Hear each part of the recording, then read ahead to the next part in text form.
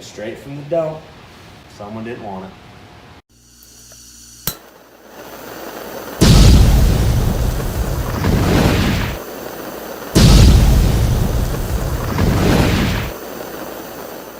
So I was headed to the dump to take a load of trash one day, and there's a little checking station as you pull up there, and he sees what you have in your truck and stuff. And he had this welder and a Miller welder sitting there by him. They're a little beat up looking. And I asked him about them, and he said someone just threw them away and they came out of a roll-off. I said, well, geez, could I have them? He said some other guy was supposed to come get them, but he didn't show up, so I didn't even dump my trash. I just turned around, ran home, stole my dad's tow truck, went down and picked them both up and hauled them home.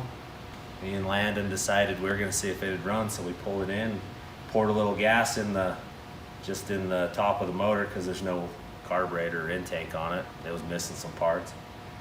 Well, actually, first of all, it was locked up, so we dumped some ATF down it, worked it back and forth, broke it free, poured a little gas in it, and it popped.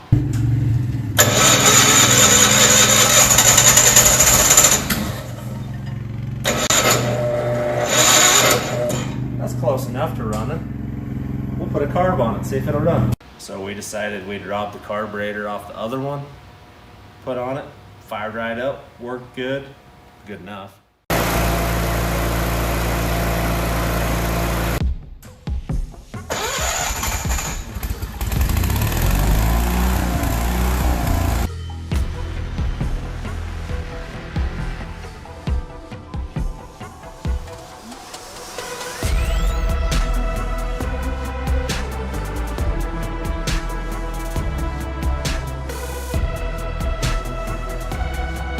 Well, I guess apparently it was in the dump for a reason.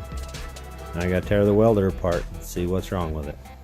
All right, so I figured it out. This rotary switch right here had fallen off the contact. So I put it back on right there. We'll give it a try.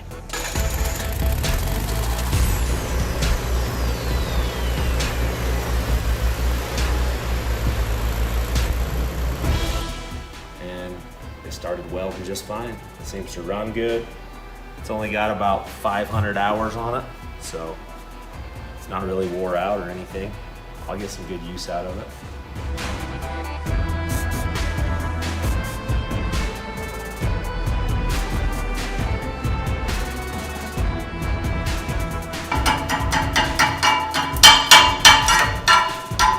Well, it's pretty fair. And I hate rolling cable up, so I built these spools for it out of an old trailer axle I had. Isolated them with some radiator hose so they don't arc out. They seem to work pretty good. The faceplate normally is just a piece of like plastic, and I found an aluminum one and ordered it so I could see all my settings and everything. Stick welders, they're versatile. With the right rod, you can weld rust basically. So, and this will run my other welder. I can plug it into an extension cord. Plus this is a TIG welder.